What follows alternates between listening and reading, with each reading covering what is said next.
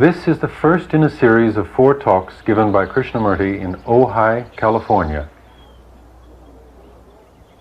J. Krishnamurti is regarded internationally as one of the great teachers and philosophers of all time. For some 60 years, he has been traveling throughout the world giving public talks to increasingly large audiences. He has published over 30 books and founded schools in the United States, England, and India.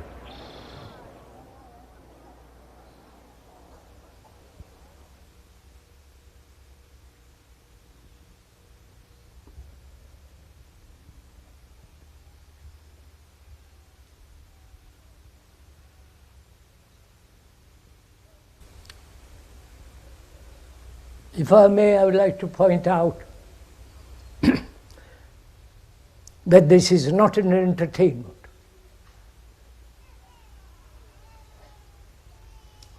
This is a serious gathering,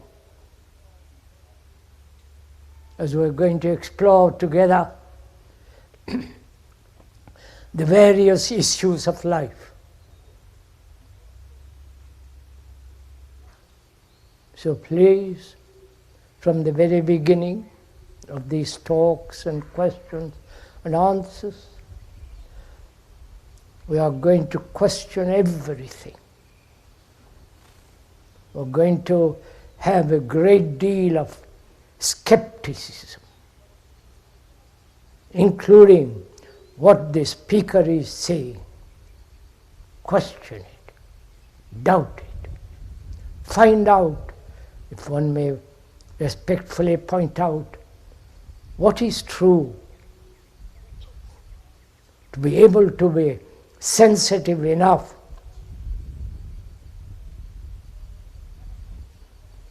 so that one captures not only the verbal meaning, but also what lies behind the words, the content of the words. Not only the etymological meaning of the words, but also the quality, the beauty, the strength of a word. Because most of us are caught in a network of words.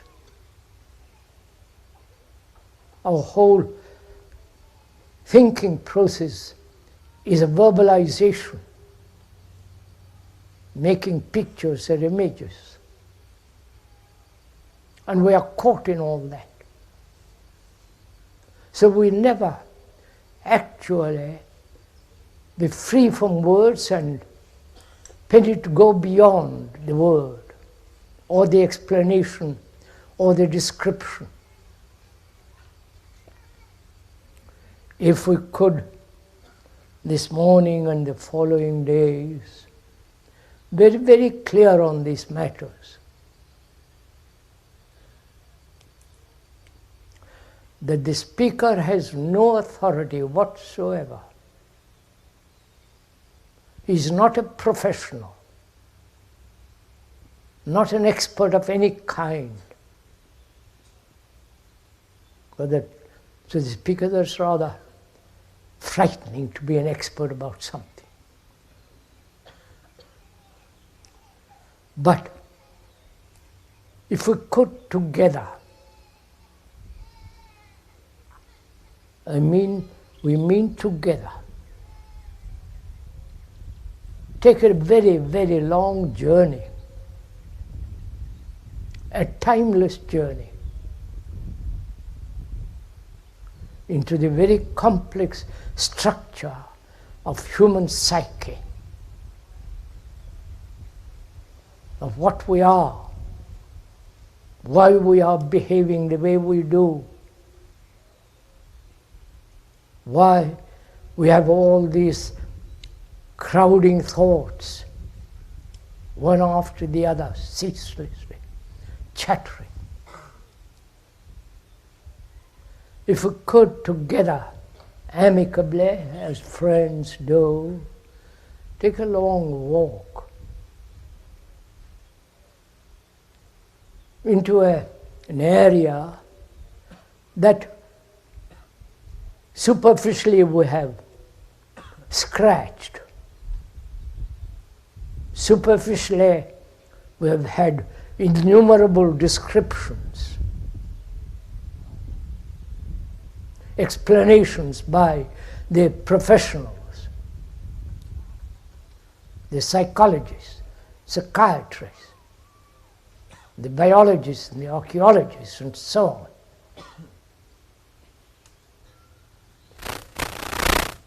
It's your responsibility as a human being to find out why, after 50,000 years or more or less, we are what we are. During the long period of evolution, from the most primitive brain to the highly sophisticated brain that we have. Why, during all this period of vast experience, knowledge, incidents, so-called evolution, why we are still what we are, primitive, psychologically, hating, violent, superstitious.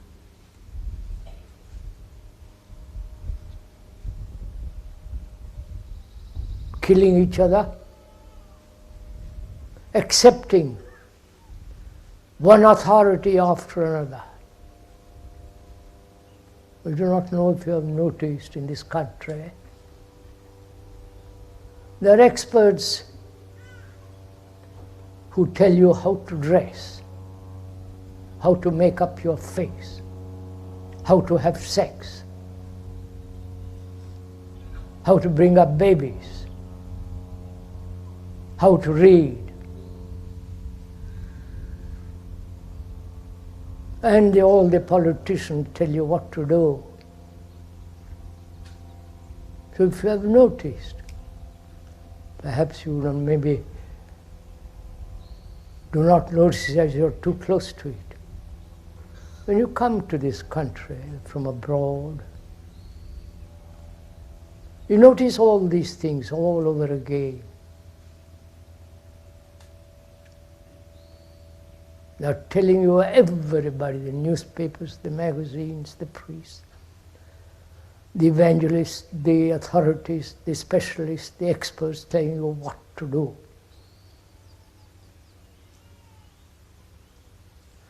And this is supposed to be a free country, supposed to be free people who are capable of thinking things out for themselves,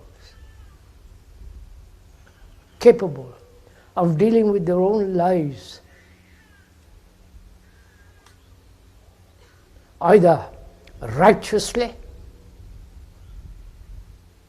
or unrighteously.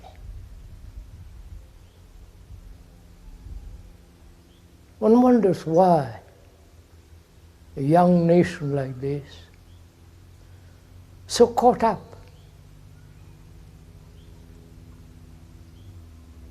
in the travail of experts. So we are losing our own inward stability, clarity, and a sense of behavior. And apparently this country is bent on fun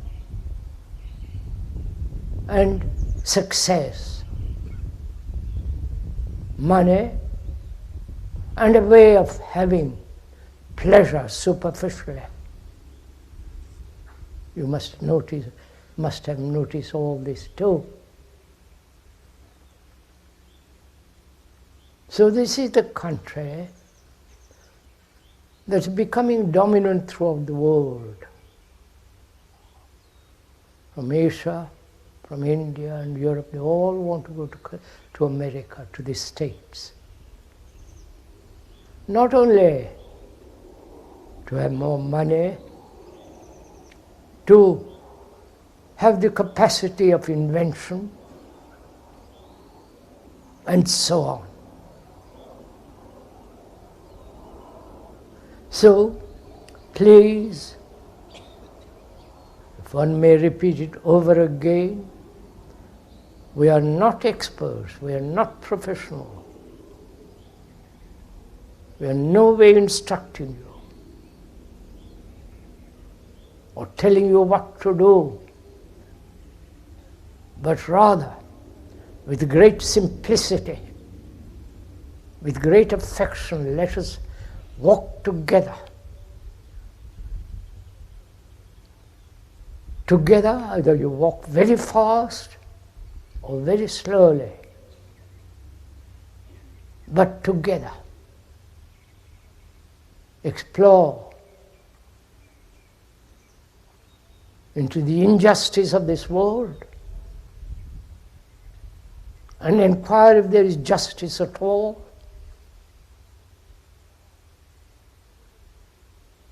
Why human beings hurt each other, kill each other? Why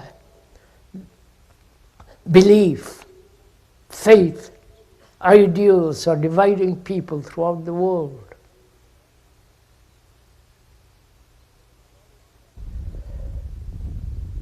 So one asks, as one must, talking over together as two friends, say, why have we become like this?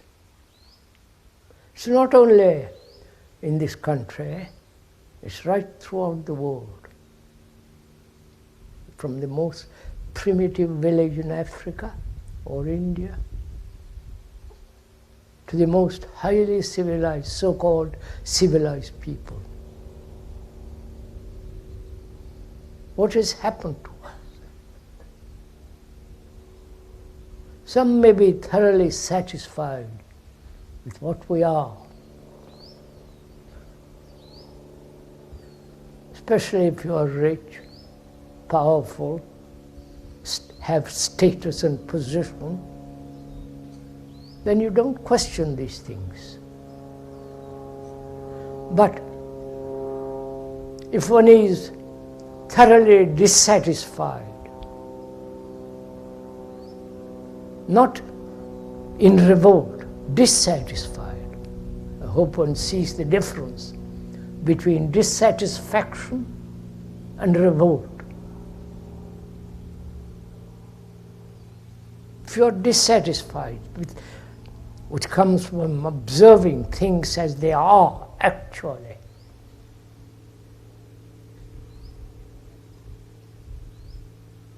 dissatisfied with all the things that man has put together, then you are beginning to inquire into it. But if you merely revolt against it, that revolt is merely a reaction. And we're full of reactions. Therefore, we never get any further. To observe is one of the most difficult things to do. To observe without any direction, without any motive,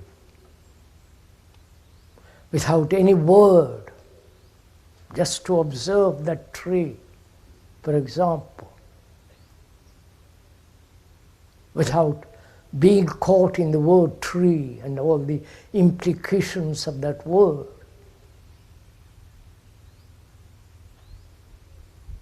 If we so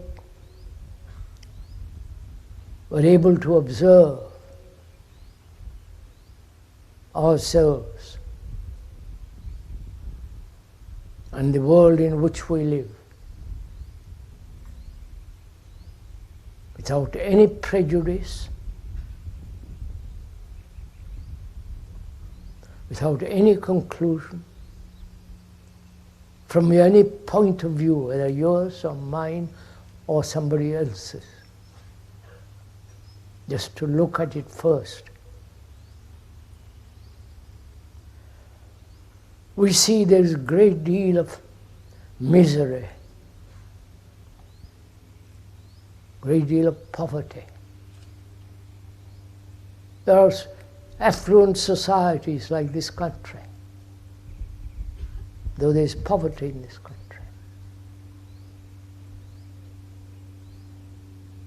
There is war,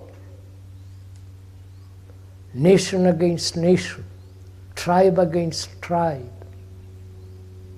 ideologies against ideologies, the Catholic, the Protestant, the Hindu, the Buddhist, the Muslim, and so on.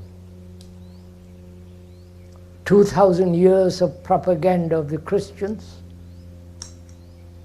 and 15 or 1600 years of propaganda of the Muslims, and 2,000 or 3,000 years or more of the Hindus and the Buddhists. We are slaves to this propaganda called religion, called nations, and so on. So externally, our society is in chaos. In that society we live, which is degenerating and dangerously near.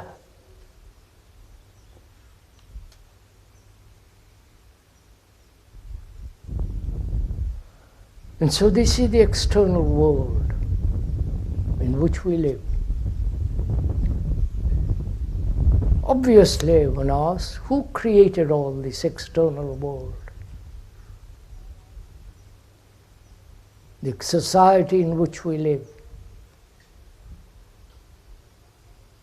Surely no divine hand has molded the society. The society is put together by each one of us through our violence,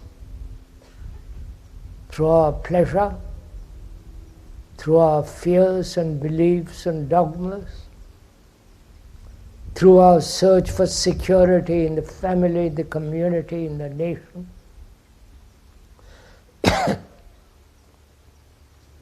We have created this society, each one of us. And there is no question about that.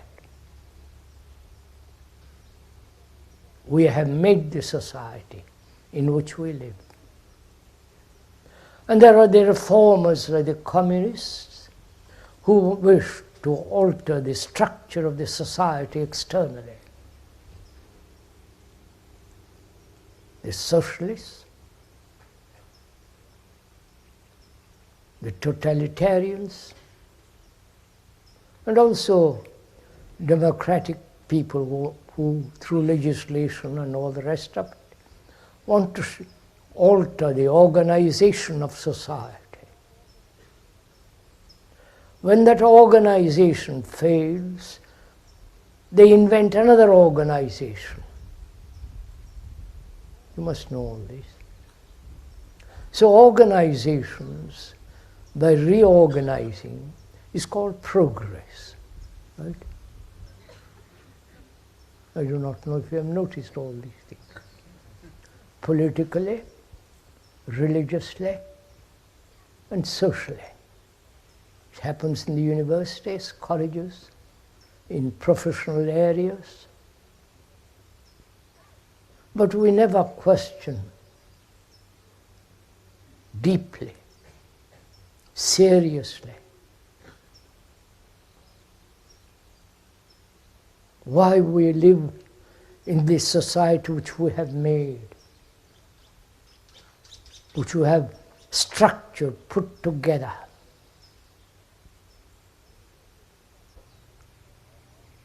So, one asks very seriously, my friend and I are talking together, walking in a shaded lane, where there are a lot of birds and flowers and the beauty of the hills.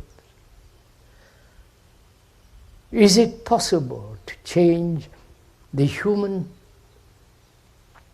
behavior. Is it possible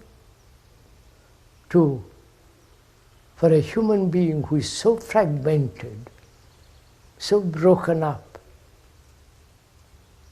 so contradictory, so much in conflict,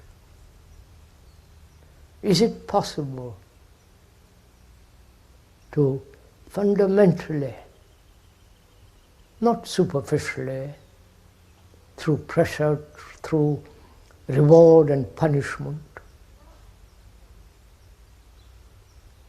but deeply,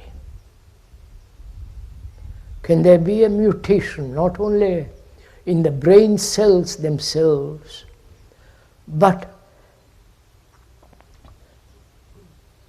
in the whole structure of the psyche, which is self-centered, egotistic, utterly concerned with itself? This has been the problem of some of the religious people from the ancient of times.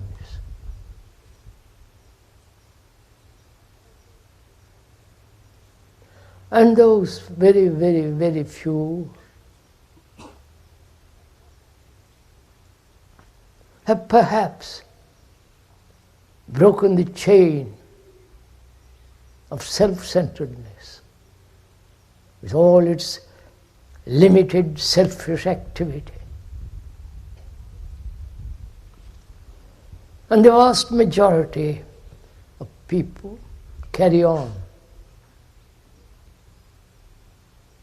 So we are asking, my friend and I together, is it possible for us to change?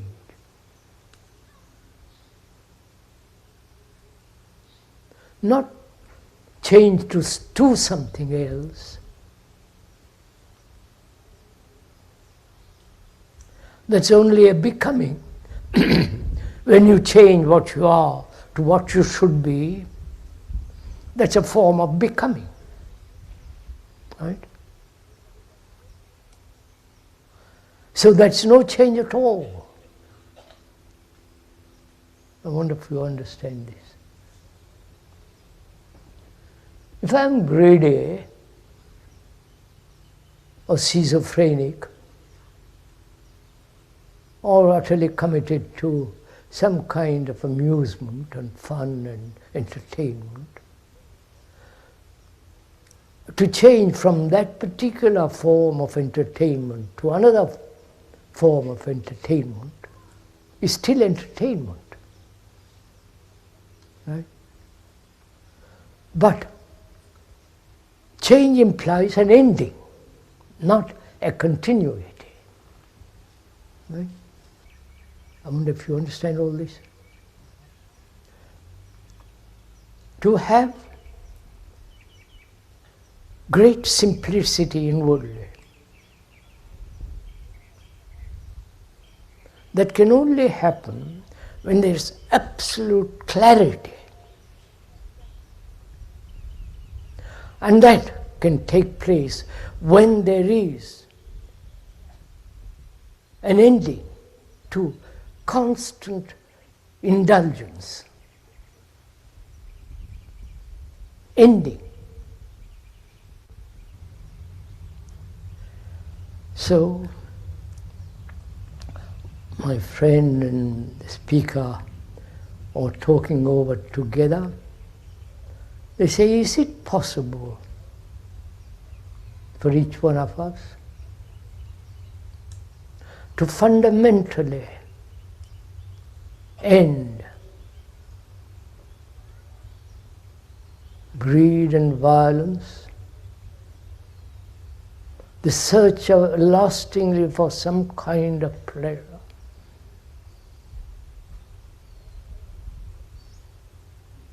and fear, and so on.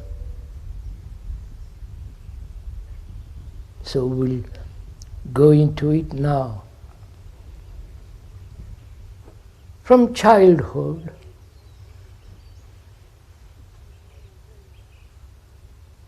our brains have been conditioned to solve problems.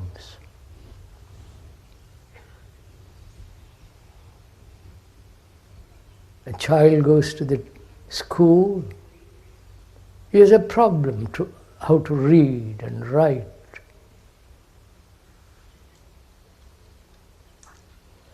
And as he grows older, mathematical problems, geographical problems, historic, so on. So our brain, actually, this is a fact, it's not my speaker's imagination if you have observed yourself. Our brains are conditioned to solve problems. The brain is conditioned. So throughout life, we are trying to solve problems. Haven't you noticed this? So, to solve a problem, the brain must be free to solve it. But if it is full of problems itself, it cannot solve problems. That's a logical, sane observation.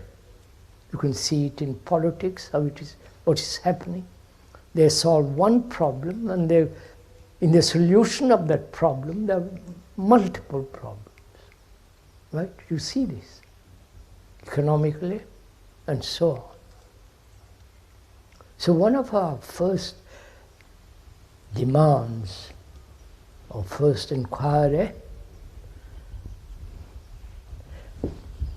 is to find out whether we can be free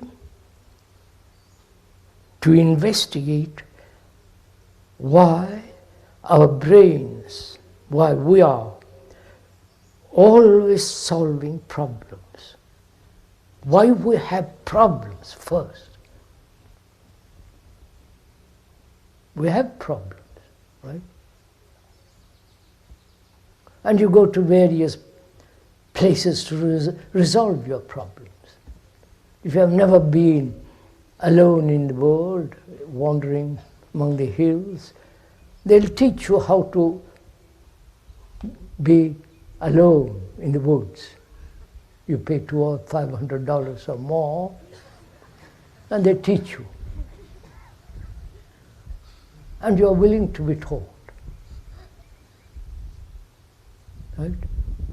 So, what we are saying is, a brain, your brain, when it is conditioned from childhood to the resolution of problems, you're only multiplying problems. But if one can understand, see the fact, not only the explanation, the reason, the logic of it, but see the fact that a brain that is trained, educated to solve problems as you have been from childhood, you are bound to increase more and more problems. Right? This logic, say. So, is it possible for us, for you, to approach a problem with a brain that has no problems? You understand? You understand this?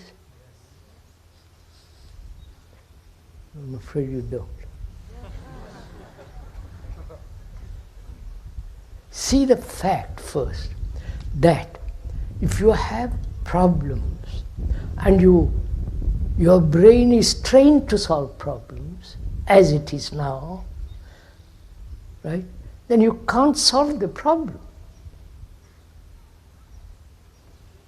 Right? It's only when the brain is free then you can resolve problems. right? This is logic, reason. And the lawyers and the professionals increase our problems. They're paid to do that.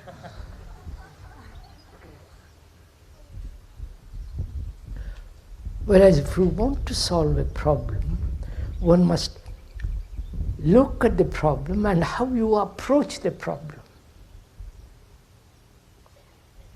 How you approach it. To approach means to come near. How do you come near to a problem? You can't come near to the problem if your mind is seeking the solution of the problem, right? You can only come near it, look at it, observe it, when you are not wasting your energy searching for a solution. I wonder if you understand all this. It's very simple, don't get complicated. I have a problem, suppose I have with a friend or with a wife or husband. How do I approach it? Freely, or with a conclusion which I would like to bring about, or I have a motive.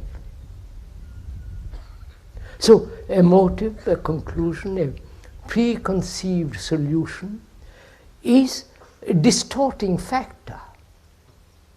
So I never solve the problem, right? So our first inquiry into this is, can we look at problems in the world and in ourselves, and the world is not different from you. The world is what we have made of it. The society is not different from you. You are the society, you are the world is you. And can we look at that? That is, the look, observe freely without any direction of a problem, whatever the problem is. Then, in the observation, in coming very, very close to it, then the problem itself becomes important, not the answer. Understand? And therefore there is no problem. I can't go on into it. If you have understood it, so much the better. So, which means, why is it that our brains, because that is the center of all our activity, all our thought, all our emotions, it is at the center of all our reactions. That brain is conditioned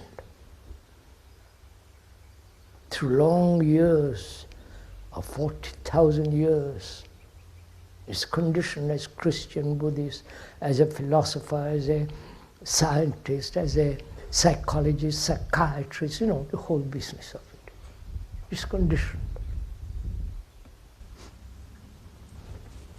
Right?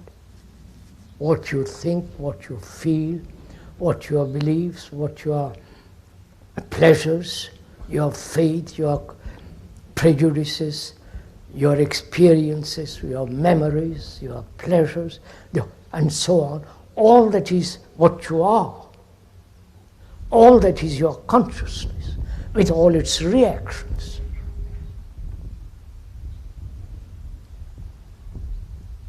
Right?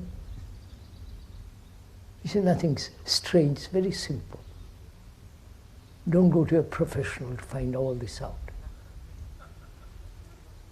You can look at yourself, you can know it if you're capable of observing yourself very clearly. You find this out much more deeply, truly, than from a book or from a professional. So this is what you are.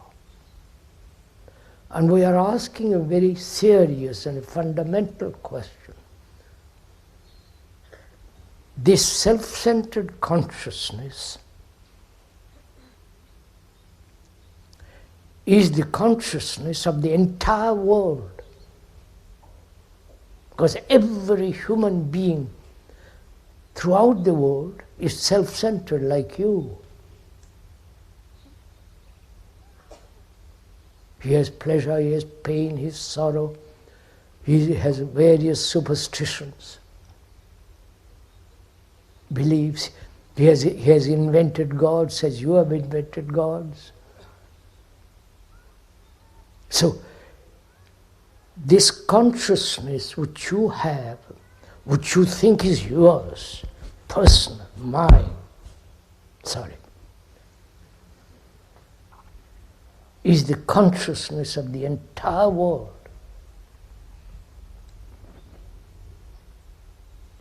They are trying to prove this in different ways scientifically. I won't go into all that. Then when science says, then probably you'll all say yes.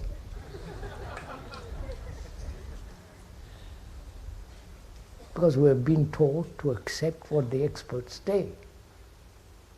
But we are not the experts here. We are together looking at this extraordinary phenomena which is a human being.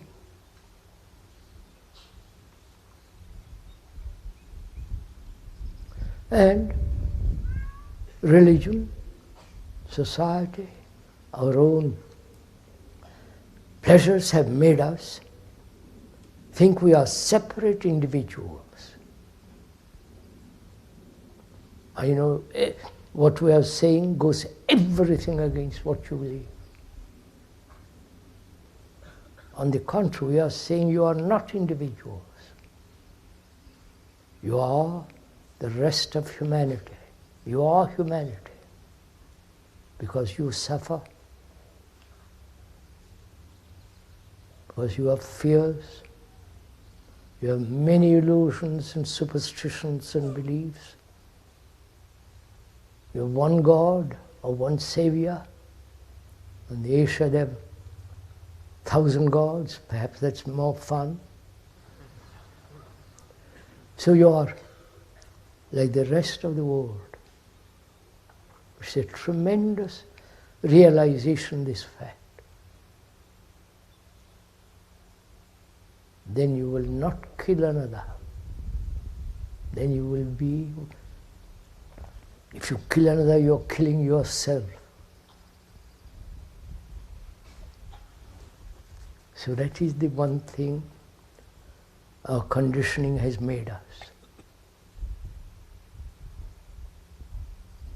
Religions have said you are a separate soul. In India too, you are separate Atman and so on and so on. So can all this be radically changed, fundamentally?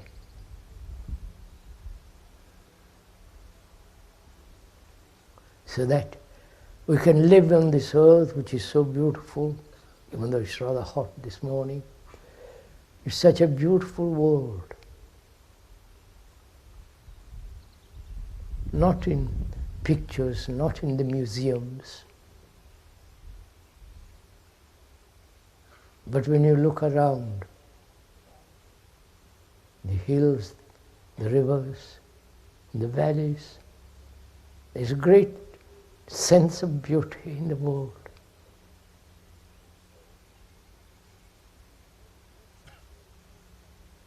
Nature is not made by man. The tiger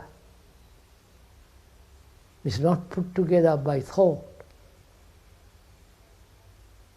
But apart from nature, thought has put everything together. We are going to inquire together, if you will, what is thinking? What is thought? Because thought has created the extraordinary world of technology. Going to the moon, the neutron bomb, the missiles, the submarines, the computer, the communication, the railways, the airplane. Thought had put together all that. And also thought has put together the whole business world.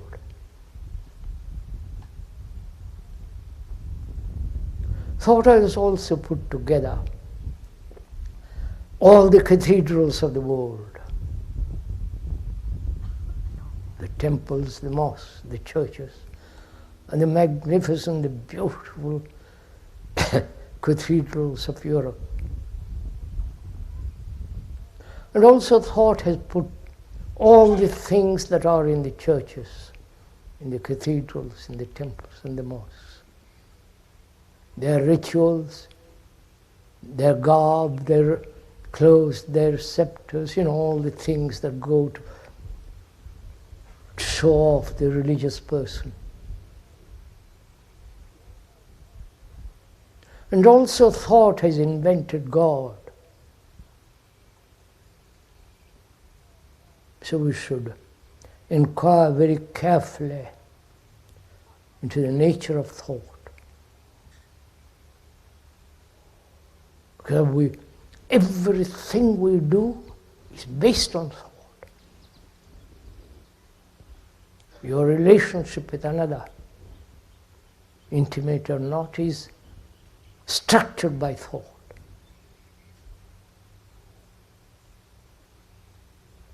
Write a letter, drive a car, to be a first-class scientist or carpenter, must have thought. So we should very carefully understand the nature of thought, why thought has become so extraordinarily important in our lives. And thought may be also one of the reasons why we destroy each other.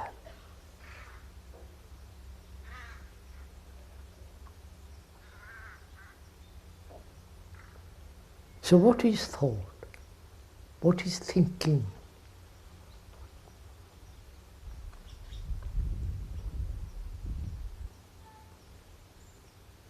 Because all our life is based on thinking. Perverted, crooked, illogical, illusory, utterly stupid. Thinking can only take place when there is memory. Without memory, you cannot think. And this memory is stored in the brain, cells in the brain. Right? And memory is the accumulation of knowledge. And knowledge can only exist when there is experience. And experience is always limited. Right? And so knowledge can expand, be wide, but knowledge is always limited, either in the future or now. Is always limited. That's a fact. Scientists are adding more and more and more to what they already know. So, knowledge is being always limited, now or in the future. So thought or a memory is always limited, obviously. So thought is limited. Right? So where action then, born of thought, will always be limited. Therefore, anything that is limited must create contradiction. Right? You understand all this? When you are thinking about yourself all day long, as most people do, it's very limited, isn't it?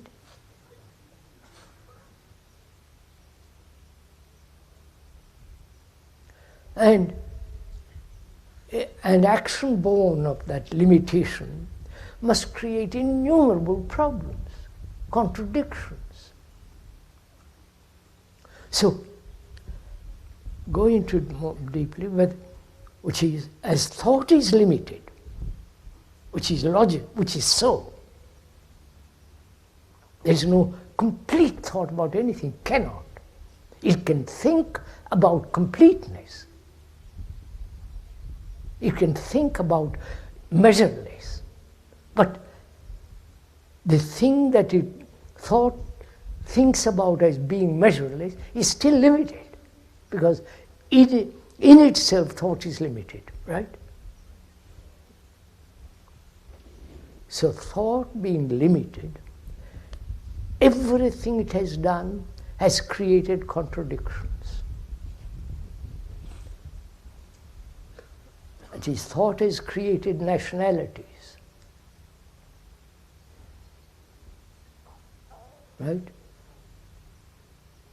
Because thought says I must be secure. I am not secure with a family, but I will be secure with a greater community. And the ultimate greater community is the nation, which is the beginning, which is born out of tribalism.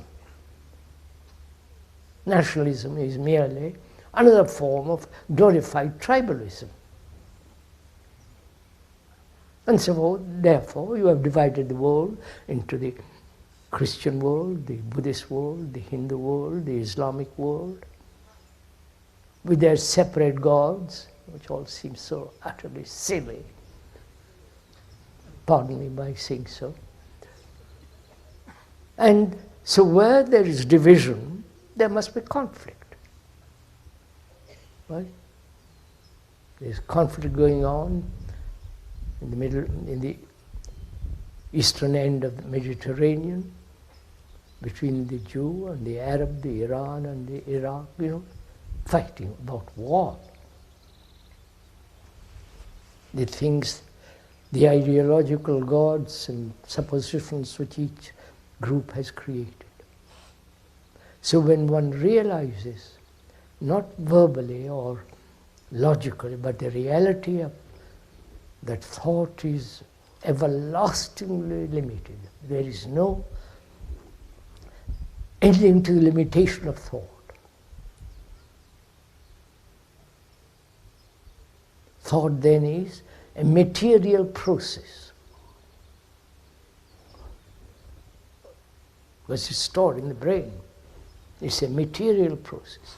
Therefore, anything that thought has created can never be not only limited, sacred, holy. So, one asks, if thought is limited and creates such havoc in the world, what is the place of thought? Are you asking these questions? You understand? Is the speaker working or are you also working? Are you also thinking, inquiring, groping, and pushing? Or are you merely sitting under the shade of a dappled shade,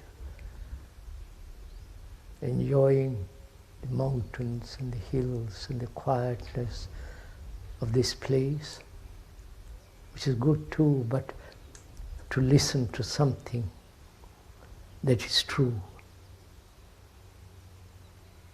Listen to something which you yourself have found for yourself to be true. And then Be committed to it. Work for it. Not just let things go by. If you hear the truth and not act, then that truth acts as a poison. It creates more trouble, more problems.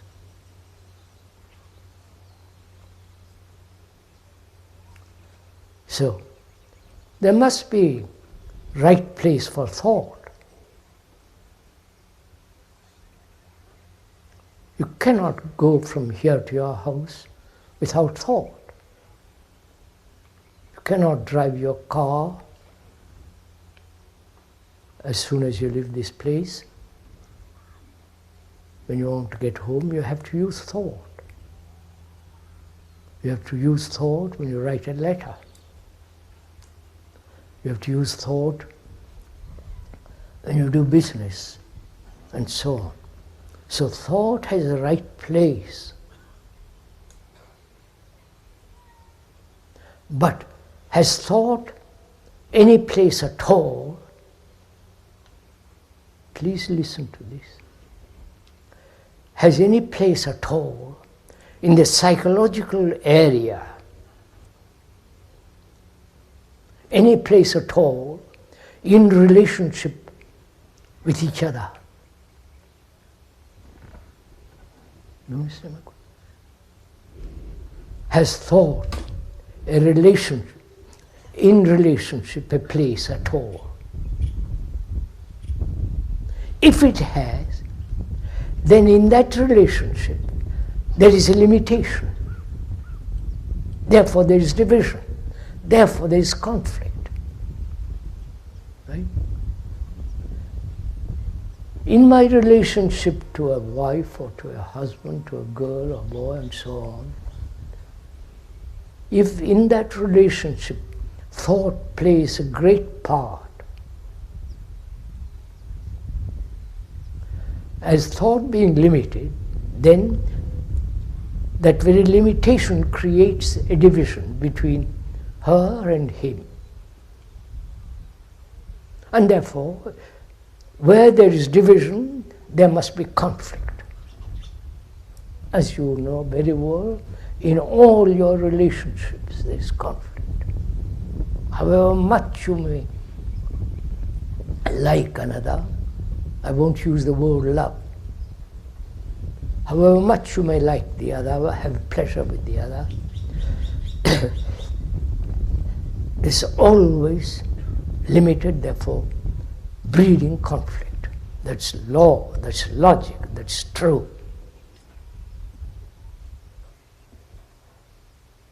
So thought has its right place in the world of technology, in the world of ordinary world, but psychologically, inwardly, thought has no place at all.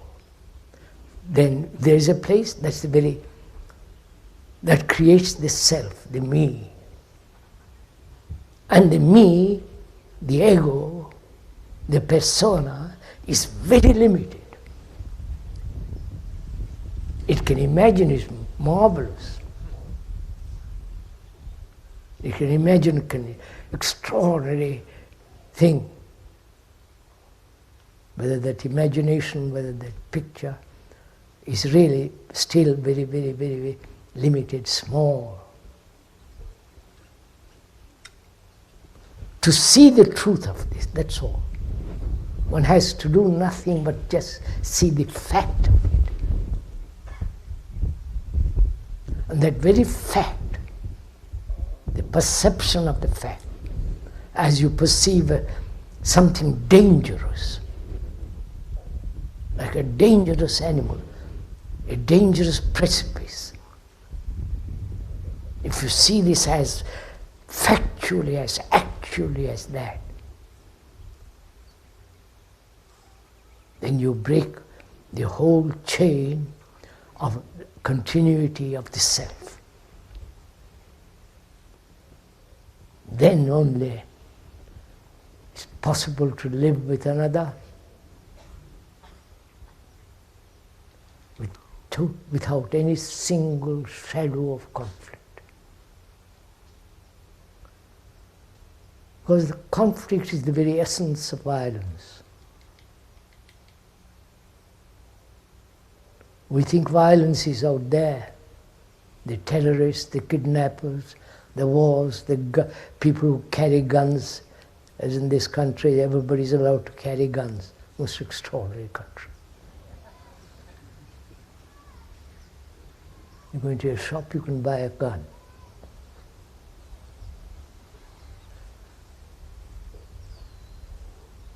So violence is not only out there, but violence in relationship exists as long as there is division. There's the me and the you. The me pursuing my ambitions, my greed, my purposes, my achievements, and she also doing the same. Therefore, we're always living in conflict.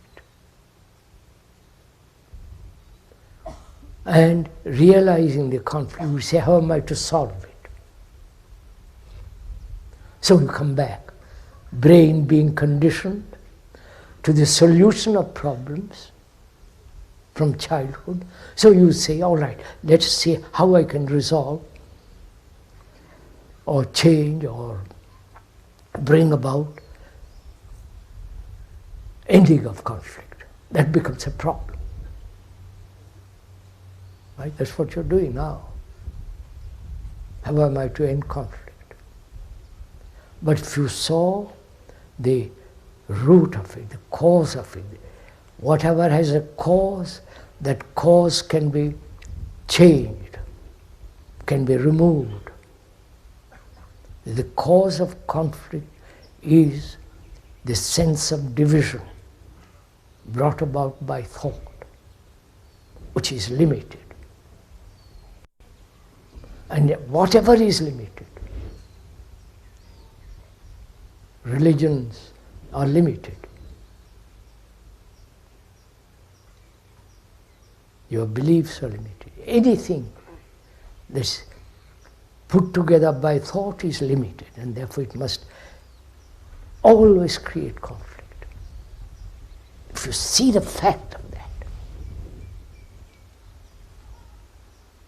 the truth of it, then that very truth is the catalyst that will end conflict.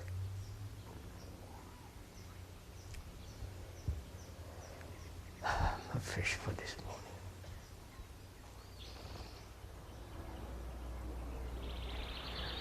For information, write the Krishnamurti Foundation of America, Box 216, Ojai, California, 93023.